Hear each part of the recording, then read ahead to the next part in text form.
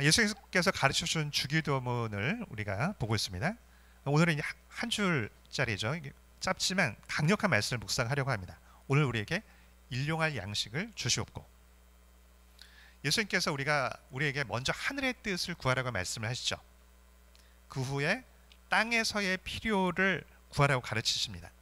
그리고 그 필요의 시작이 일용할 양식입니다. 오늘 이 말씀을 가지고서 세 가지의 이 중요한 진리를 다루려고 합니다. 첫 번째, 하나님께서 우리의 현실을 외면하지 않으신다고 하는 겁니다. 가끔 그런 경우가 있더라고요. 내 필요를 기도하지 않는 것이 믿음이다, 이렇게 여기는 분들이 은근히 있습니다. 굉장히 순수한 믿음일 수 있어요. 그러나 성경은 사실은 그렇게 이야기하고 있진 않죠. 예수님 우리의 일상과 현실, 생존의 필요에 대해서, 우리의 삶의 필요에 대해서 누구보다 잘 알고 계시는 분이십니다. 우리에게 먹을 양식을 구하라고 말씀을 하세요. 그게 뭐예요? 우리의 삶에 적극적으로 참여하시겠다라는 겁니다. 그리고 우리의 필요에 응답하시겠다는 거예요.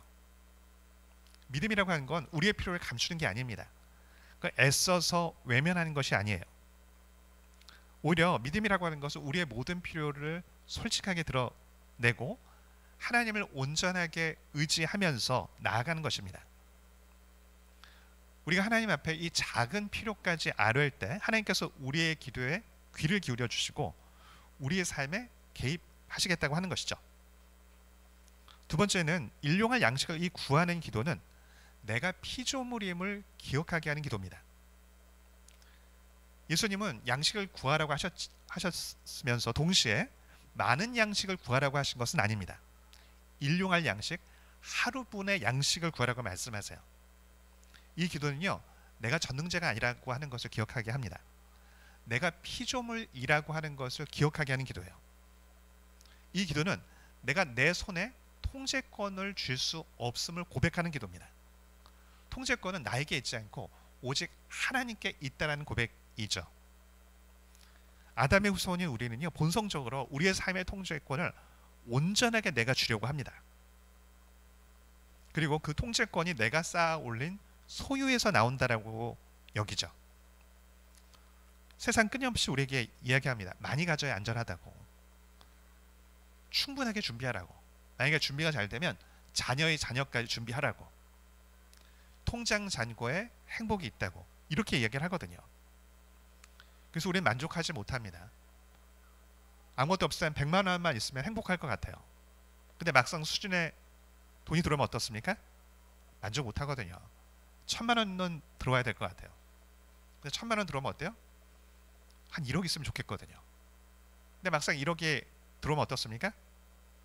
이거 갖고 집을 살 수 있나, 뭘 할 수 있나? 한 10억은 있어야 할 것 같아요. 10억 있으면 100억 원 있어야 할 것 같습니다. 계속 불어난다고요. 왜냐하면 아담이 가졌던 목표가 뭐예요? 하나님처럼 되는 거거든요. 온 세상을 다 갖고 싶어 하는 게 인간의 탐욕이에요. 브레이크가 없습니다. 우리 자신을 집어삼킬 때까지 멈출 수 없어요. 그리고 탐욕은요, 우리를 조급하게 만듭니다. 관계를 깨트리고 사업을 무너뜨리는 핵심 주범이 뭐냐면 이 탐욕 때문이더라고요. 이걸 제어할 수 있으면요, 우리의 관계나 우리의 삶이나 굉장히 많이 달라질 거예요. 근데 하나님의 은혜는 어떻게 우리에게 허락을 하십니까? 내가 피조물임을 기억할 때 그 낮은 마음 가운데 은혜를 베풀어 주십니다. 은혜를 잃어버릴 때는 반대죠.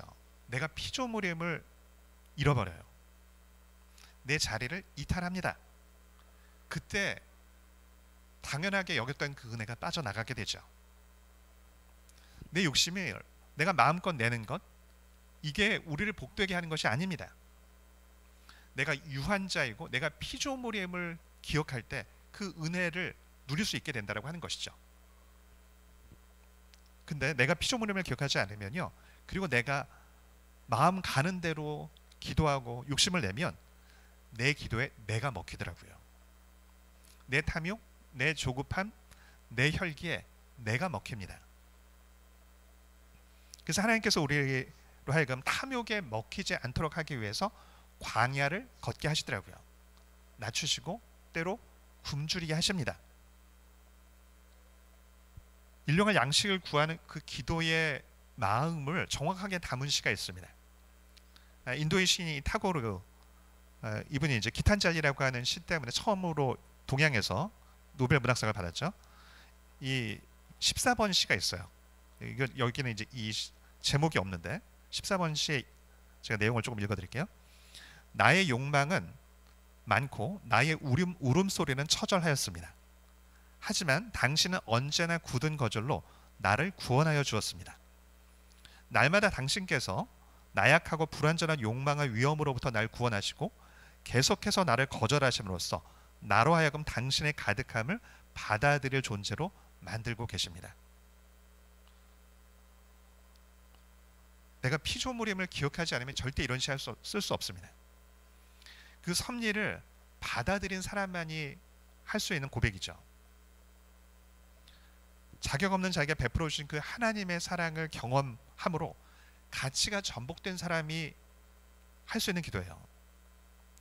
반대의 기도가 있습니다. 최악의 기도가 뭐냐면 정말 하나님께서 슬퍼하실 만한 기도가 있어요. 이런 거예요. 내 자녀는 공부하지 않아도 명문대에 들어갈 수 있게 해달라고. 나는 게을러도 풍요롭게 살 수 있게 해달라고. 나는 사치해도 통장의 잔고는 항상 채워져 있게 해달라고. 남들보다 수고 없이 세상의 것을 더 얻게 해달라는 기도입니다. 초신자는 사실 어떤 의미에서 이렇게 시작을 하더라고요. 근데 여러분 이거는 옳은 기도는 아니죠. 여러분 제일 최악의 조합이 뭐예요? 탐욕과 신앙이 연결된 겁니다. 십자가 빠진 신앙은요, 불신자보다도 더 괴물이 되게 만들어요. 욕망을 죽이고 제어하는, 그 일용할 양식을 구하는 이것이 아니라 마음껏 내 탐욕에 그것을 신앙과 접목을 시키게 되는 것이죠. 욕망은 우리에게 말을 합니다. 너는 너무 부족하기 때문에 욕망에 더 불타야 한다고. 근데 일용할 양식을 구하는 기도는요, 그 욕망의 소용돌이로부터 우리를 지켜줍니다. 이 기도를 하면서 더 가지지 못한 불안, 초조, 내가 더 이루지 못한 그 자책, 여기서부터 나를 해방시켜주는 기도가 되는 것이죠. 그럼 하나님께서 하나님을 따르는 사람들에게는 항상 이렇게 어려움을 주시느냐? 그렇지 않죠. 다윗처럼 특별한 은혜를 주실 때가 분명히 있잖아요. 근데 그때는 어느 때입니까? 자유를 먼저 확인을 하시고 주시더라고요. 내가 하나님 한 분으로 만족하겠다고. 하나님, 내가 이것 때문에 하나님께 나아가는 것이 아니라 내가 하나님 한 분으로 만족하겠다라고 그렇게 고백하는 그런 마음 가운데 은혜를 베풀어 주시길 기뻐하시더라고요.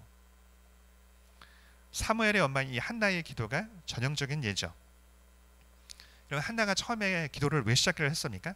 인간적인 어떤 면에서 욕망 때문이었어요. 분인나 때문이었거든요.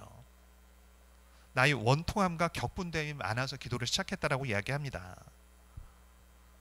너무너무 괴롭히는 거예요. 마음이 너무너무 힘든 거예요. 그래서 원통함과 격분됨이라고. 즉 마음이 너무너무 원통해서 마음의 분노로 채워져 있어서 내가 그 분노를 하나님께서 쏟아냈다고 지금 그렇게 얘기를 하는 겁니다. 그래서 남편이 위로해줘도 전혀 도움이 되지 않아요. 너무 인간적이죠. 그 인간적인 어떤 열망 때문에 하나님께 나왔습니다. 근데 그 기도 가운데 중심이 바뀌어져요. 뭐라고 서원을 합니까? 만군의 여호와여, 만일 주의 여종의 고통을 돌보시고 나를 기억하사 주의 여종을 잊지 아니하시고 주의 여종에게 아들을 주시면 내가 그의 평생에 그를 여호와께 드리고 삭도를 그의 머리에 대지 아니하겠나이다. 내가 아들을 소유하지 못한 것 때문에 아들을 나에게 달라고, 그래서 내가 인간적인 멸시를 넘어갈 수 있게 해달라고 이렇게 시작을 한 거거든요. 근데 그 기도하면서 어떻게 바뀌어요? 그 아들을 하나님께 온전히 드리겠다고, 내 아들로 여기지 않고 하나님께 온전히 드리겠다고. 이 기도 가운데 사무엘에 나올 수 있었던 것이거든요. 그 바뀐 기도 가운데 응답을 하신 거예요. 그냥 내 소원만 주구장창 아뢰기 때문이 아닙니다. 우리의 기도가 응답되지 않는 이유에 대해서 야고보서에서 이렇게 말씀하죠. 너희가 얻지 못함은 구하지 아니하기 때문이라고. 근데 구하여도 받지 못함은 정욕으로 쓰려고 잘못 구했기 때문이라고. 네가 너의 욕망으로 집중해 있기 때문에 못 들어준 거라고 이렇게 얘기를 합니다. 그래서 여러분 무조건 그냥 간절하게 기도하면 응답하시다 그렇지 않아요. 초신자 때는 돼요. 근데 어느 정도 신앙에 들어가면 야, 너 날 아는데 너 꼭 그렇게 해야 되겠니? 오히려 하나님께서 우리에게 그렇게 물으시거든요. 그래서 여러분 내가 기도가 정말 파워풀해지기를 원한다면 기도의 자리는 비우는 자리여야 합니다. 하나님, 내 안에 여전히 이런 헛된 열망이 있습니다. 하나님 그걸 내려놓습니다. 매일매일 내 중심을 살펴서 매일매일 내 자신을 비우는 기도를 합니다. 여러분 이게 일용할 양식을 위한 기도예요. 불신자는 할 수 없는 기도라고요. 이걸 안다면 문제 해결만을 위해서 기도하기 이전에 내가 하나님 다른 데서 내 인생을 답을 찾았습니다. 내가 헛된 것에서 내 가치를 발견하려고 했습니다. 그걸 먼저 회개하게 된다고요. 일용할 양식을 구하는 이 기도가 보여준 세 번째 것이 무엇이냐면 문제를 안고 가는 것이 믿음이라고 하는 것입니다. 여러분 양식의 문제는 심각한 문제잖아요. 생존의 문제잖아요. 근데 여러분 이 하루치 분량을 구한다는 게 어떤 의미예요? 어제도 기도해서 근원적으로 해결이 안 된 거예요. 오늘도 이 기도를 통해서 근원적인 문제 해결이 안 된다는 것을 의미합니다. 내일 이 기도를 또 해야 한다는 것을 의미해요. 근데 문제를 하나님께서 이 기도 가운데 근원적으로 해결해 주지 않았는데 그럼에도 불구하고 내가 이 문제를 안고 가겠다는 의미더라고요. 여러분 우리는요 문제가 단번에 해결되기를 원합니다. 그리고 하나님께서 속히 역사하기를 원해요. 그리고 사실은 제가 구하면서도 그래요. 우리 성도들이 그 문제가 있는 걸 아니까 하나님 한 번에 해결해 달라고 저도 사실 구하거든요. 근데 하나님께서 우리의 유익 때문에 한 번에 해결을 안 해주신 문제가 분명히 있습니다. 광야 이스라엘처럼 문제를 한 번에 해결해 주지 않고 오랫동안 남겨두실 때가 있거든요. 그런데 하나님께서 뭘 물어보십니까? 그 문제에 나를 신뢰하고 안고 갈 수 있겠니? 이걸 물어보시는 거예요. 네가 그 문제를 나를 의지하며 안고 간다고 할 때 내가 너에게 오늘 감당할 힘을 줄게. 이 얘기를 하시는 거더라고요. 그래서 이 기도문은 광야 이스라엘이 떠오르게 되거든요. 딱 하루치 만나가 내리죠. 근데 왜 하나님께서 이렇게 하십니까? 왜 불편하게 하루치씩 내리게 하세요? 하나님께서 훈련을 시키는 이유에 대해서 호세아 11장 3절 이하에 이렇게 말씀합니다. 내가 에브라임에게 걸음을 가르치고 내 팔로 안았음에도 내가 그들을 고치는 줄을 그들은 알지 못했다고. 하나님께서 이스라엘을 고치기 위해서 훈련시키기 위해서 더 나은 걸 주기 위해서 이끌어 가시는데 이스라엘이 그거 싫다는 거예요. 왜 하나님 나한테 지금 당장 주지 않고 왜 날 이렇게 힘들게 하십니까? 이렇게 했다는 거예요. 그래서 뭐라고 합니까? 내가 사람의 줄 곧 사랑의 줄로 그들을 이끌었고 그들에 대해서 그 목에서 멍에를 벗기는 자같이 되었으며 그들 앞에 먹을 것을 두었다고. 너를 정말 자유롭게 하기 위해서 훈련시킨 건데 너희가 난 하나님 그런 거 싫다고. 난 지금 당장 이 문제가 해결되기를 원한다고. 지금 당장 형통하기를 원한다고. 그래서 하나님을 버렸다. 이렇게 말씀하십니다. 이번 주에 제가 되게 재밌게 본 책이 있어요. 여러분 이 책 우리 자녀 교육 위해서 되게 좋은 책이에요. 다 읽어보시면 좋을 것 같아요. 저한테도 도움이 되던데. 적절한 좌절이라는 책입니다. 서울 삼성병원 소아청소년 정신과 상담을 이제 20년 한 그 의사분이 쓰신 책이에요. 뭐 이 얘기는 다 알고 계실 거예요. 대치동에 이제 학원이 많이 있잖아요. 그리고 그 학원과 함께 굉장히 많은 게 있어요. 소아청소년 정신과 병동입니다. 근데 이 강남에 있는 부모들이 많이 와서 그런 얘기를 한다는 거예요. 아이들을 학대한 것도 아니고 방치한 것도 아닌데 최선을 다해서 사랑하고 희생하며 헌신적으로 섬겼다는 거예요, 자녀들을. 근데 왜 애들이 말썽이 일어나니 하는 것이죠. 그 이유를 이렇게 표현하더라고요. 정서적 비만 때문이라고. 즉 사랑으로 자녀를 섬겼는데 그 자녀의 행동의 선택에 대해서 일일이 간섭하고 대신에 하나하나 다 결정해 주려고 했다는 거예요. 적절한 경계선이 없이. 근데 요즘에 이런 부모들이 갈수록 많아진다는 거예요. 그래서 예전에는 정서적인 결핍 상태인데 이제는 정서적 비만 상태에 있는 아이들이 너무 많아졌다는 겁니다. 가령 이런 거라는 거죠. 엄마 나 힘들어. 그래? 그럼 엄마가 다 해줄게. 아빠 이거 어떻게 해? 그거 아빠가 직접 해결해 줄게. 선생님한테 어떻게 말씀드리지? 그거 엄마가 직접 얘기해 줄게. 그럼 요즘엔 뭐 기사에도 나잖아요. 뭐 대학교에서 학사 관련 문제나 성적 정정 이거 엄마가 전화해서 직접 요청한다고. 그러나요? 진짜 그래요? 예, 진짜 그렇대요. 이게 하다못해 요새는 회사에도 엄마가 전화해 준답니다. 우리의 잘 봐달라는 둥, 뭐 이런 식으로. 왜요? 이게 사랑이라고 여기기 때문이라는 거예요. 이게 정서적 비만 상태라는 겁니다. 좌절에 대한 그래서 문제가 뭐예요? 좌절에 대한 내성이 낮아진다는 거예요. 작은 실패, 비판에 쉽게 무너진다는 겁니다. 핵심 문제가 뭐냐면 적절한 좌절을 삶에서 경험하지 못했다는 거예요. 충분히 경험하지 못했다는 겁니다. 살면서 경험을 하게 되잖아요. 근데 부모가 대신 그 애가 힘들어하는 것들을 사랑 때문에 막아주는 거예요. 근데 문제가 뭐냐면 그 적절한 좌절을 경험할 때 그 문제를 해결하기 위해서 스스로 애를 쓰면서 감정을 조절하는 능력을 키우는데 이 능력을 키우는 것을 못했다는 거예요. 근데 그 적절한 그 절망을 통해서 인생이 내 뜻대로 되는 게 아니구나. 내가 타인한테 맞춰야 되는 거구나. 이런 걸 익혀야 되는데 이걸 못 배운다는 거예요.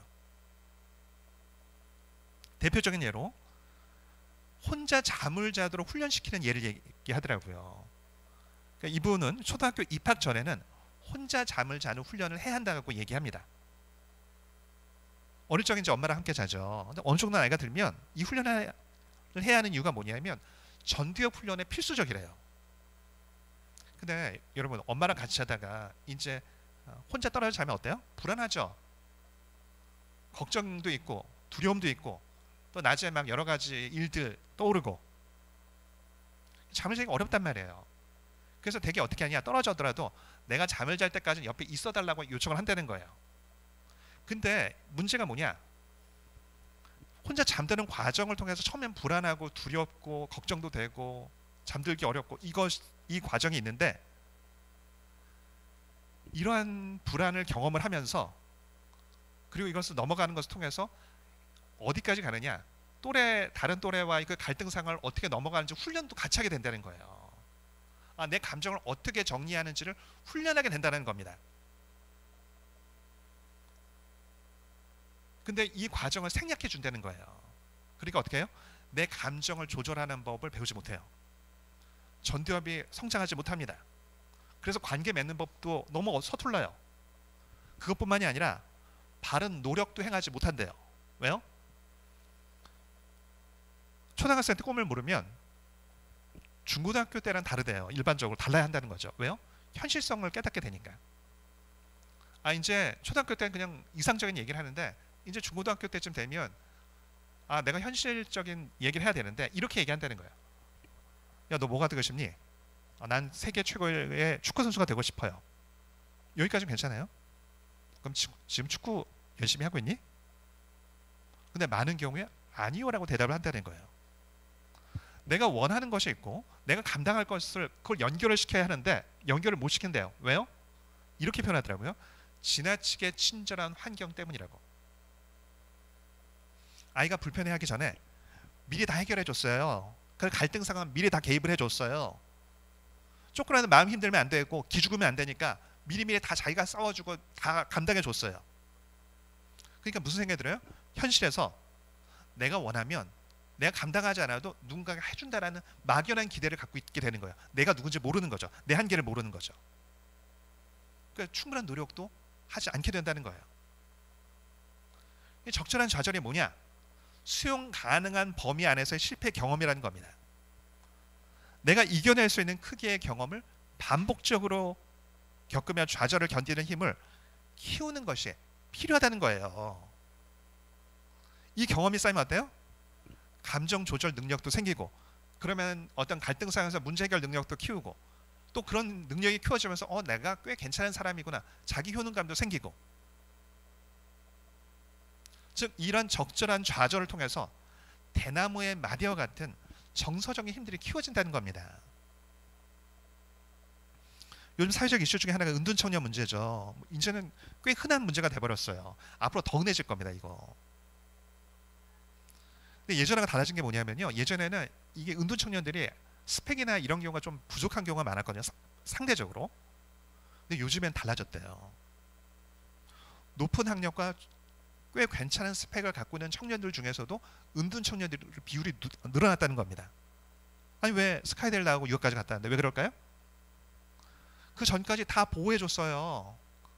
그냥 부모 말대로 그냥 다 했단 말이에요. 그래서 쭉 따라서 어디까지 갔어요. 근데 그렇게 보호받은 환경 가운데서 실패에 대한 그 감수성이 너무 커졌다는 거예요. 그 자기가 거절당하는 것을 견디지 못한다는 거예요. 작은 좌절 견디지 못한다는 겁니다. 그러니까 한번 그 레이스에서 이탈을 해버리면 못 돌아간다는 거예요. 제가 이 과거에 오래전에 본 그 내용인데 이런 내용이 있었어요. 아마 이제 그 과거에 한 1950년대쯤이든 뭐 그 이전이든지 그때쯤 일이었던 것 같아요. 의사분이 썼던 글이었는데, 한 부자 청년이 병원에 와가지고 갑자기 얼굴이 창백해지더니 급사를 해버린 거예요. 죽은 거예요. 근데 부검을 했는데 안 나왔다는 거예요. 근데 그 의사분이 그런 얘기를 하더라고요. 아유, 이 멀쩡한 청년이 왜 죽었는지 그때는 몰랐는데 지금 돌이켜보니까 콜레스테롤 수치가 높아져서 그랬던 것 같다고. 영양 과다 때문에. 그땐 다 가난한 시절이니까 막 비만 이런 게 없었단 말이에요. 근데 여긴 부자라서 이게 충분히 공급을 했는데 그것 때문에 몸이 나빠졌단 말이에요. 영양 과다로. 그런데 부모는 얘가 몸이 약하니까 좋은 걸 더 먹여야 되겠다. 고기를 더 먹인 거예요. 기름진 음식을. 그러니까 혈관 같은 게 막혀서 급사를 한 것 같다. 이렇게 나중에 해석을 하더라고요. 오히려 음식을 줄여야 되는데. 그리고 이게 오늘날도 동일합니다. 과다 사랑으로 인해서 자녀가 무기력해져요. 맨날 남 탓하고. 요즘에 보니까 초등학생들도 막 아빠 엄마 탓하고 그러더라고요. 근데 자녀가 무기력하고 의욕이 없고 힘이 없으면 자꾸 원망을 하거든요. 그러면 어떻게 생각해야 되냐? 과다 사랑 때문에 지금 절망이 부족하고 이렇게 여겨야 되는데, 사랑이 넘치는 부모는 내 탓인가 보다. 내가 애를 충분히 더 사랑하지 못했기 때문이구나. 애를 더 챙기는 거예요. 더 섬세하게, 더 많이. 왜요? 절망하지 않도록. 근데 이게 최악이 되는 거예요. 정서적인 죽음으로 몰아가는 겁니다, 이게. 저는 여러 번 이거 봤어요. 근데 이제 앞으로는 더 많아지겠죠. 제가 이 책을 읽으면서요, 오늘 본문이 새롭게 다가오더라고요. 왜 하나님께서는 출애굽기 광야에서 왜 하루치씩 주나? 이스라엘 백성들이 이것도 무서운 거예요, 자기들이. 그러니까 안식일에 막 나가잖아요. 욕 먹고. 하나님 나가면 가만 안 두겠다고 하는데도 나가서 일한다고요. 왜요? 그냥 하루하루 그렇게 먹는 게 힘드니까. 아니 그냥 한 달치씩 주면 되잖아요. 어차피 하나님이 공급하시는 건데, 어차피 만나 위에서 내리는 건데, 아니면 일주일씩 이렇게 하면 되잖아요. 근데 왜 하루치씩 내리냐고요. 이 보니까요, 적절한 좌절을 경험하게 하기 위한 거예요.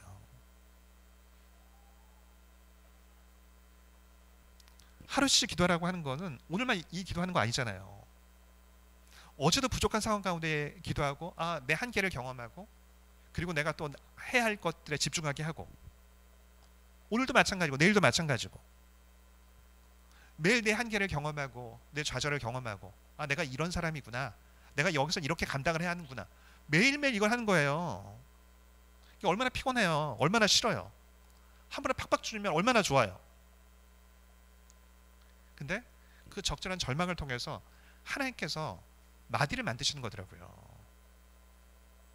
그 절제 훈련, 욕망 훈련, 이걸 하나님께서 철저하게 시키시는 거예요. 아, 하나님께 날 먹이시는 분이시구나. 내가 매일매일 하나님을 의지해야 되는 거구나. 근데 우리는 이거 싫거든요. 우리가 원하는 게 있어요. 그게 뭐예요? 절망한 일이 아예 없는 것. 평안하고 풍성하고 아무 고민과 걱정이 없는 완전히 안전한 환경. 아무 고민이 없는 환경. 아무 스트레스가 없는 환경. 우리가 이거 원하잖아요. 근데 이게 진짜 복일까요? 근데 요즘에 이렇게 큰 사람들이 진짜 많이 있대요. 그렇게 이야기를 해요. 겉으로는 너무 멀쩡하고 괜찮을 간판을 가진 40, 50대 중에서 속으로 허하고 비어있는 사람들이 은근히 많이 있다고. 또 이런 사람들이 전혀 엉뚱한 행동을 갑자기 한다는 거예요. 왜 저 멀쩡해 보이는 사람? 아니 저렇게 간판이 멀쩡한데. 제가 이 책 읽으면서 그때 그분이 그것 때문이었구나. 난 그냥 원체 감성이 예민한가 보다 이렇게만 생각을 했는데 그게 아니구나 깨닫게 되더라고요. 이유가 뭐예요? 완전히 보호받는 환경에서 컸기 때문에 그런 거예요. 적절한 좌절을 경험하지 못했기 때문에 안에 내면의 힘이 너무너무 미약한 거예요. 그래서 작은 말 한마디도 견디지 못하고 꼬꾸라져 버리고 죽고 싶어하고, 작은 어려움을 견디면 그걸 하면 너무너무 견딜 수 없어 막 주변 사람들 다 원망하면서 괴롭히고, 아니 저렇게 멀쩡한데, 아니 부모님 저렇게 헌신적이었는데 왜 저럴까?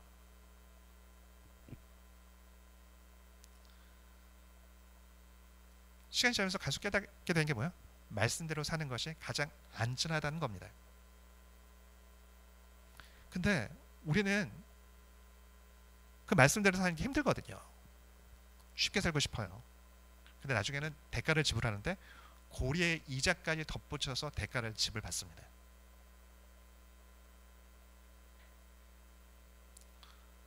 좀 정리를 하도록 하겠습니다. 그런 생각이 들더라고요. 요즘에 많은 사람들이 참 이게 뭐 경제적으로도 그렇고 여러 가지 참 힘든 일들이 많아요. 근데 이때 제가 보니까요, 매일매일 하나님의 은혜를 구하면서 나가는 때더라고요. 근데 그게 싫단 말이에요. 그럼 내 힘으로 막 하겠다고 해요. 근데 결국엔 그게 되지도 않지만, 돼도 결국엔 나중에 다 대가를 지불받습니다. 오히려 그 기도 가운데 하나님께서 나를 고치고 훈련시키는 것, 그것을 인정하고 그 섭리 가운데 내가 오늘 감당할 것들을 감당하면서 나갈 때, 때가 될 때 진짜 은혜가 은혜되게 하실 것을 믿습니다. 아멘. 그래서 여러분, 문제를 보면서 불평이 아닌 의존으로 바꿔야 됩니다.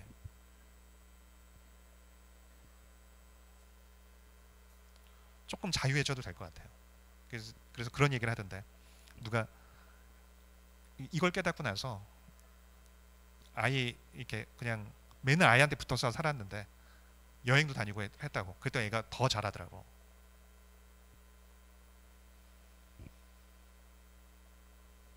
이 어려울 때 내가 그 조국함다 내 손에 꽉 쥐어야 되겠다고.